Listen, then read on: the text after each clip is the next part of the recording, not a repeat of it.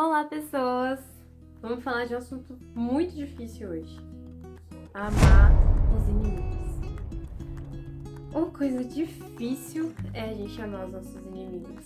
Se você chegou até esse vídeo, é porque você com certeza acha, assim como eu achava, impossível e até mesmo desnecessário amar aqueles que nos prejudicam, que querem o nosso mal, que tentam nos derrubar, que tentam nos sabotar. Como é possível a gente amar, orar e fazer o bem para aqueles que não querem nem saber da gente? Qual é a vantagem de se fazer tudo isso? Por que Jesus quis ensinar isso para o seu povo? É sobre isso que a gente vai falar hoje. Meu nome é Nathalie Caroline e se você chegou até aqui, é porque Deus tocou no seu coração e enviou essa mensagem para que você também possa amar aqueles que te perseguem. Que Deus possa abençoar a sua vida através dessa mensagem. Se inscreva aqui no canal, deixa o seu like se essa mensagem tocar no seu coração e compartilhe esse vídeo com aqueles que também precisam amar aqueles que perseguem. Vamos para o vídeo? Vamos para a palavra? E a palavra que a gente vai ler agora se encontra em Lucas, no capítulo 6, a partir do verso 27. Vamos ler o que Jesus ensina pra gente nessa mensagem. Mas a vós que ouvis, eu digo, amai aos vossos inimigos, fazei o bem aos que vos odeiam, abençoai os que vos amaldiçoam e orai pelos que vos maltratam. Ao que te ferir uma face, oferece-lhe também a outra. E ao que te tomar a capa, não o proíba de tirar-te a túnica também.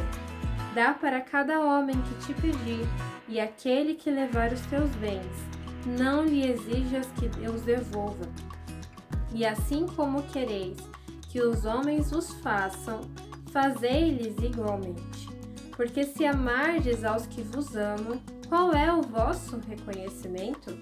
Pois os pecadores também amam os que os amam. E se fizerdes bem aos que vos fazem bem, qual é o vosso reconhecimento? Pois os pecadores também fazem o mesmo. E se emprestardes àqueles de quem esperais receber, qual é o vosso reconhecimento? Pois os pecadores também emprestam aos pecadores, para receberem novamente outro tanto. Amai, pois, a vossos inimigos, e fazei o bem, e emprestai, sem nada esperardes de volta, e será grande a vossa recompensa, e sereis filhos do Altíssimo, porque Ele é bondoso para com os ingratos e para com os maus.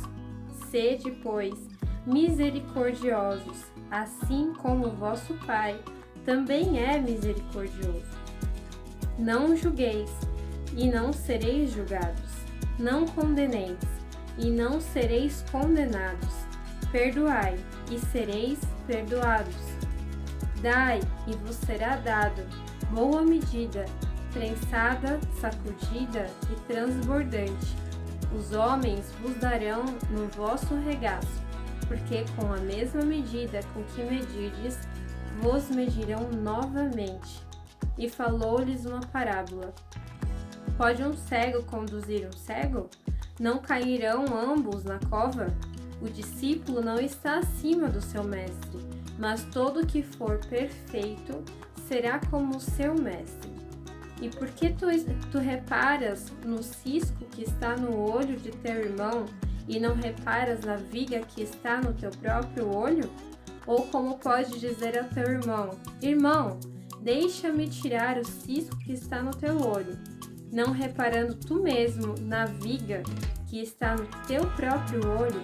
Hipócrita, tira primeiro a viga do teu próprio olho, e então verás claramente para tirar o cisco que está no olho de teu irmão. Eita, essa é difícil. Bom, como tudo que o Senhor nos ensina, não é fácil. A gente não consegue compreender de verdade qual é a lógica humana por trás dos ensinamentos de Jesus. Se tudo que Jesus nos fala, nós formos olhar pela lógica humana, nós não vamos realizar nada do que ele disse. Mas quando a gente entende a lógica de Deus para tudo aquilo que ele faz, começa a fazer sentido. A palavra de Deus fala que nós devemos amar. Vamos para a primeira etapa. Amai aos vossos inimigos. Fazei bem aos que vos odeiam. É lindo a gente ler isso, mas vamos colocar isso na prática? Vamos pensar numa situação em que você está no seu trabalho, que você chega todos os dias pontualmente, faz o seu trabalho da melhor forma que você consegue, entrega o seu melhor, entrega o seu sangue no seu trabalho, faz tudo conforme as regras da empresa, conforme o que foi lhe passado, vírgula por vírgula, tintim por tintim. Mas tem um lá que sempre encontra um espinho ou coloca até mesmo algo ali para dizer que você fez errado. Às vezes o erro foi dele mesmo, mas ele vai e deixa lá um pontinho no seu trabalho só para falar, tá vendo? Tá tudo bem, chega no horário, faz isso, faz aquilo, mas olha só o que ele fez. E sai espalhando pelos quatro ventos aquilo que você, na verdade, não fez. Agora vamos se deparar com alguém da sua família que te caluniou, que mentiu sobre você, que inventou histórias sobre a sua vida, que falou inverdades e que fez com que pessoas se afastassem de você. Como é que você pode amar e como é que você pode fazer o bem para esse tipo de pessoa? Isso é a situação da prática. Porque às vezes quando a gente lê a palavra, a gente não coloca ela no contexto da vida real, do que estamos vivendo hoje. E quando nos deparamos com isso, lemos, ouvimos a pregação aqui, ouvimos a pregação na igreja, ou até mesmo pegamos a Bíblia assim que acordamos e lemos, amar os nossos inimigos e fazer bem aos que nos odeiam. Amém. Glória a Deus. Aí não passa 5 minutos, você já tá xingando o motorista, você já tá no trabalho brigando com a pessoa que te caluniou, que mentiu, que fez errado e colocou a culpa em você, já tá lá brigando com o familiar que inventou uma história, ou que não te pagou, ou que te entregou coisa errada, enfim. Como então a gente consegue colocar isso que a gente lê na Bíblia, ouve nas pregações, de verdade na prática nas nossas vidas? Como é que a gente pode sair só da leitura, sair só do ouvir e passar a praticar? Porque a palavra de Deus fala que aquele que ouve a palavra de Deus e pratica é como aquele que construiu a sua casa na rocha, que vem as tribulações, que vem a tempestade e a casa permanece de pé. Então aí já está o primeiro segredo. Você ouvir essa palavra, por mais que seja difícil, e praticá-la, faz de você uma casa na rocha. Faz de você alguém que não vai se abalar tão fácil em meio às tribulações. E mais do que isso, fecha brechas para que pensamentos, sentimentos, inseguranças e todas as outras coisas entrem no seu coração.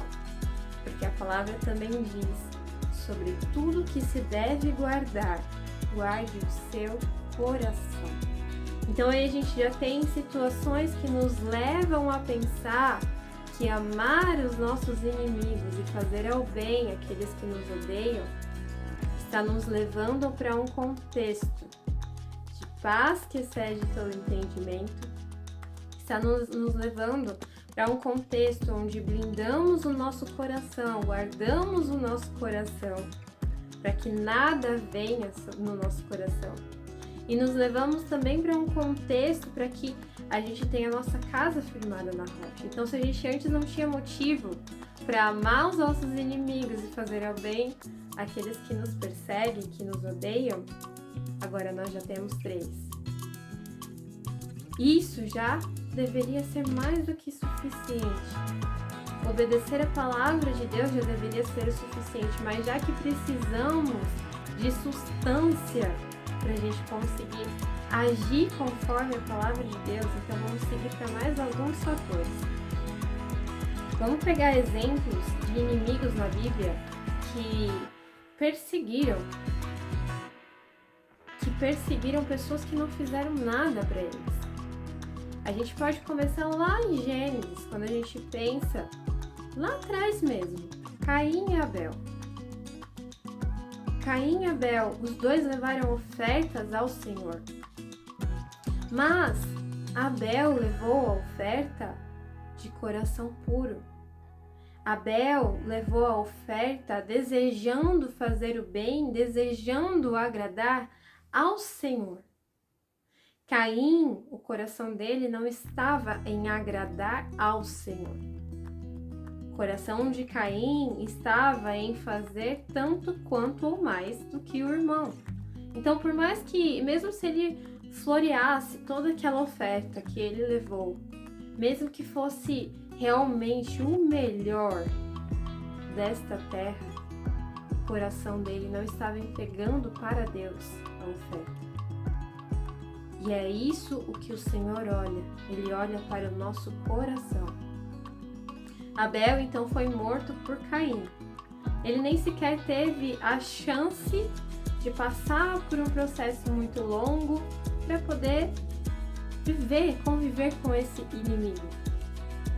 Mas a gente vê Abel sendo justificado por Deus, porque ele entregou o melhor.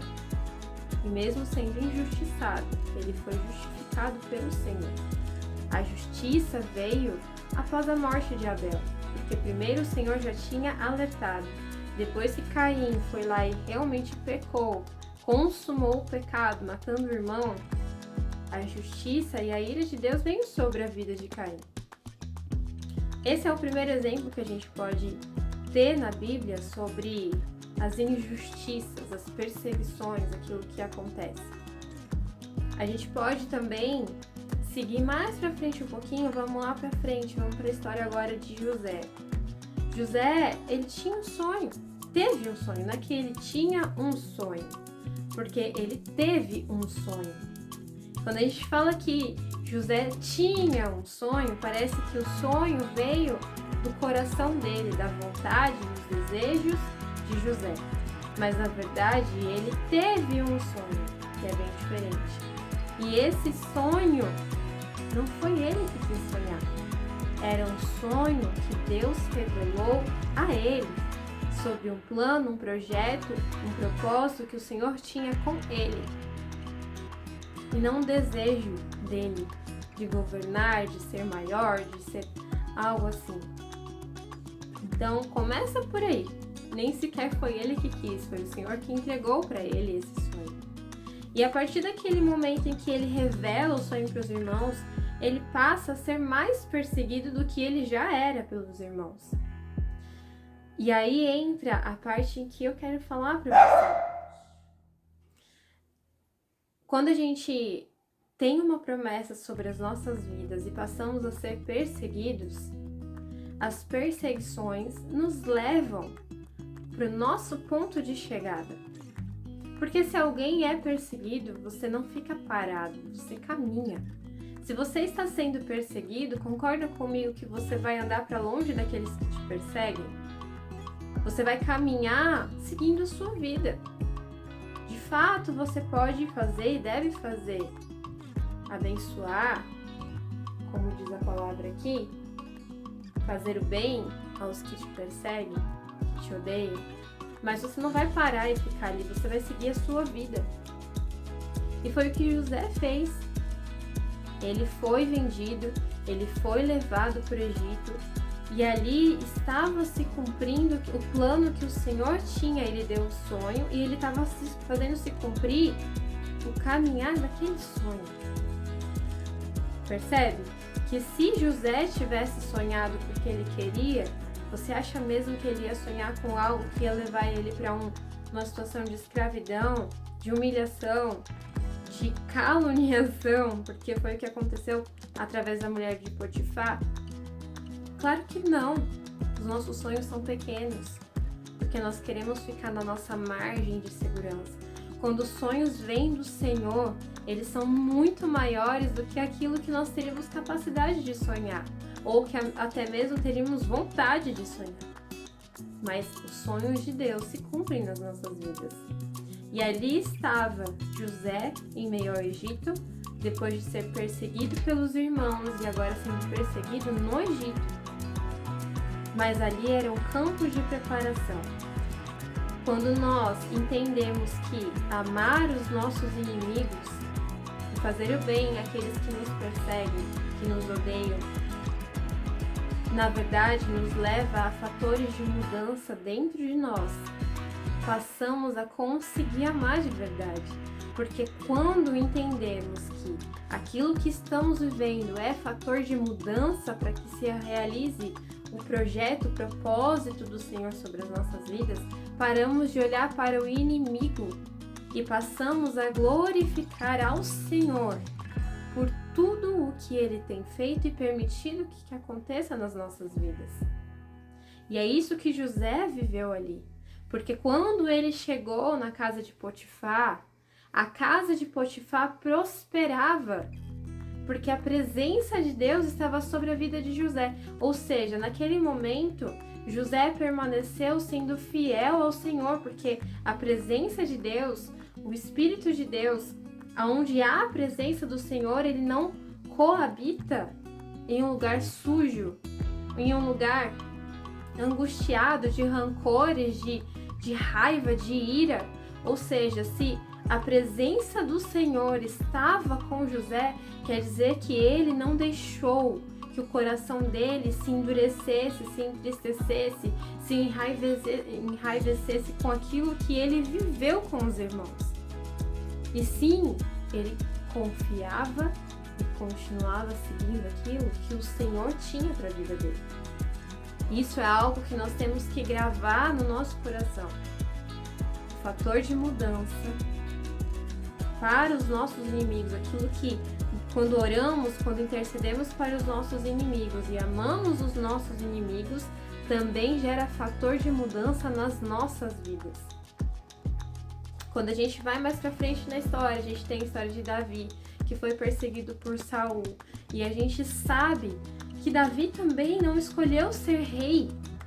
Ele estava lá pastoreando as suas ovelhinhas, vivendo uma vida normal, vivendo a sua rotina normal, sabendo aquilo que ele tinha que fazer, o compromisso dele, que estava na casa dele, que era cuidar das suas ovelhas. Deixa eu arrumar a câmera. E a gente entende que quando Davi foi chamado para ser ungido, ele não ficou lá na janelinha assim: ai, será que não vão me chamar? Ele estava trabalhando, fazendo aquilo pelo qual ele havia compromisso de fazer. E os irmãos também se iraram contra ele por ele ter sido ungido. E ali a gente não tem toda a história antes disso, mas a gente imagina o contexto, uma vez que o pai dele não chamou ele. Então ali a gente consegue conjecturar que a situação, a convivência, a maneira que ele era tratado já não era semelhante aos irmãos, principalmente nessa questão. Mas ele era o escolhido. Então eu tenho algo para falar para a sua vida. Aquilo que é para você, aquilo que está sobre a sua vida, aquilo que o Senhor reservou para você, não há quem possa retirar. Aquilo que o Senhor reservou, planejou, tem um propósito, é seu e ninguém pode tirar. Uma vez que nós entendemos isso, passamos a não temer os nossos inimigos e conseguimos amá-los. Porque sabemos que eles serão mudados se quiserem e que eles estão gerando fator de mudança dentro de nós. Passamos a orar por eles para que eles possam conhecer esse Deus maravilhoso também, para que eles possam se libertar disso que aprisiona eles também. e começamos a compreender que ninguém, nada, circunstância, problema pode impedir o agir de Deus sobre as nossas vidas. Então, a existência do inimigo não causa a inexistência da promessa. Isso é forte. A existência de alguém que te persegue não anula a promessa sobre a sua vida. Se gravarmos isso no nosso coração, passamos a entender que os nossos inimigos não são ameaça para aquilo que o Senhor tem para as nossas vidas, porque não há mão poderosa o suficiente para impedir o agir de Deus sobre os escolhidos dele. E entendemos então que podemos amar, porque não precisamos temer, pois nenhuma das promessas do Senhor podem ser falhadas, podem deixar de se cumprir, podem ser impedidas, não tem como, não existe possibilidade disso acontecer. Agora, a gente volta um pouquinho aí na história, eu fui para Davi, mas agora a gente volta um pouquinho para Jó. Quando a gente vê a história de Jó, veja, foi o próprio inimigo, e não o inimigo físico, carnal, não. Foi o próprio demônio que foi lá e falou com o Senhor e falou assim: você abençoa ele, deixe-me tocar, quero ver se ele vai continuar te servindo.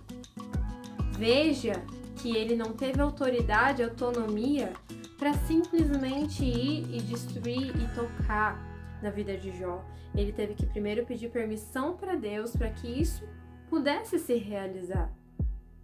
E quando isso se concretizou na vida de Jó, Jó não começou a praguejar, Jó não começou a olhar e falar: isso deve ser algum problema, isso deve ser um inimigo sobre a minha vida, isso deve ser... Não! A fala de Jó foi: Deus me deu, Deus tomou, bendito seja o nome do Senhor. Veja que quem fez, quem executou o problema sobre a vida de Jó foi o inimigo. Mas Jó glorificou ao Senhor. Em nenhum momento Jó olhou e ficou lá falando: isso deve ser uma prova, isso deve ser o inimigo, isso deve ser inveja, isso deve ser... Não! Ele glorificou e entendeu que tanto bem quanto mal, se acontece sobre a vida dele, é porque o Senhor permitiu. E é isso que nós temos que gravar nas nossas vidas. Dar autoridade a quem tem autoridade, que é o Senhor. Se algo de ruim chega sobre as nossas vidas, vamos parar com essa história de simplesmente ficar dando audiência para quem não tem o poder suficiente para tocar em nós. Se o Senhor permitiu que algo, uma prova, uma dificuldade acontecesse sobre as nossas vidas, é porque algo Ele quer mostrar. Ele pode até ter deixado o inimigo tocar em você, mas lembre-se, Ele permitiu. E se Ele permitiu que isso acontecesse, é para que o nome dele possa ser glorificado. Então exalte a Ele, mesmo que seja um inimigo, porque você tem que reconhecer que Ele nada pode, mas o Senhor tudo pode.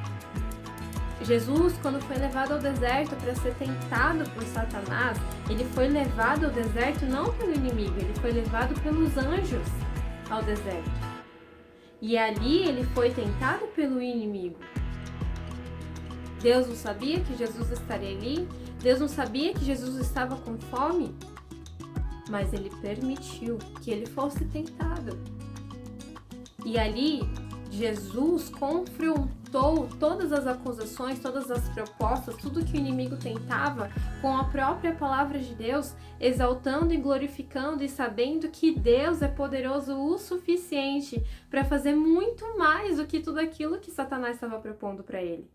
Então, que sobre a sua vida você declare nesse momento que não há maldição, que não há feitiçaria, que não há inveja, não há nada sobre a sua vida que seja grande o suficiente para impedir o poder e o agir de Deus sobre a sua vida.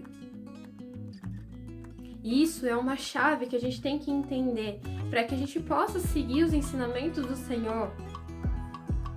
sobre amarmos os nossos inimigos, é aí que está a chave. Passamos a não temer mais o inimigo. Passamos a entender que ele não tem esse poder. Então, por que não amar, se sabemos que eles não têm o poder de impedir aquilo que Deus tem sobre as nossas vidas? E quando a gente continua na leitura, ele diz sobre alguém que te ferir em uma face, oferece-lhe a outra também. Se alguém te tomar a capa, não proíba de te levar também a túnica. Isso mostra que você não está apegado a bens, você não está nada que o inimigo possa querer roubar, extorquir, tirar de você é maior do que aquilo que Deus possa te recompensar. Descansa no Senhor. Descansa em Deus, porque você pode ter certeza que tudo aquilo que um dia você perdeu, Deus restituirá. Mas Ele só fará isso se o seu coração estiver limpo o suficiente. E a palavra continua comparando a situação de perdoarmos, de amarmos aqueles que nos amam, com a situação daqueles que não conhecem a Deus ou que não seguem os princípios do Senhor. Se falamos que somos filhos dele, que somos discípulos dele, que somos servos dele, como é que queremos agir igual àqueles que não servem a ele? Por isso que a palavra diz, se os pecadores perdoam, se os pecadores emprestam para aqueles que eles sabem que vão devolver, se eles amam aqueles que sabem que amam eles, qual é a sua diferença para eles? Aonde está o amor do Senhor sobre a sua vida? Se você faz o mesmo que aqueles que não amam ao Senhor fazem. Então de nada vale esse amor, de nada vale algo que não tem um sacrifício. Que essa palavra nos mude, nos molde e nos transforme, para que possamos realmente viver o amor de Deus da forma que Ele quer que nós vivamos com Ele. Que a gente se lembre, se ainda falta algum argumento para a gente se convencer disso, que o maior amor aos inimigos foi feito pelo Senhor, porque um dia éramos inimigos de Deus, quando não seguíamos os teus mandamentos, quando não reconhecíamos Ele como nosso único e suficiente Salvador, quando não reconhecíamos que tudo que temos, somos, fazemos é porque Ele permite, é porque Ele fez, é que Ele criou. Um dia ríamos, um dia nos afastamos, um dia endurecemos o nosso coração, e isso não importa se você nasceu na igreja ou não, se você está chegando agora, se você tem 20, 30, 40, 50 anos, isso não tem idade. Você pode viver uma vida dentro da igreja sem amar o Senhor, mas há um momento em que não dá mais para viver assim, em que você reconhece a soberania e a grandeza de Deus a ponto de você reconhecer que você não sabia como era amá-lo. E que amar a Deus exige de nós transformação contínua, diária, renúncias, para que possamos nos aproximar daquele que é santo, perfeito e que nos amou primeiro.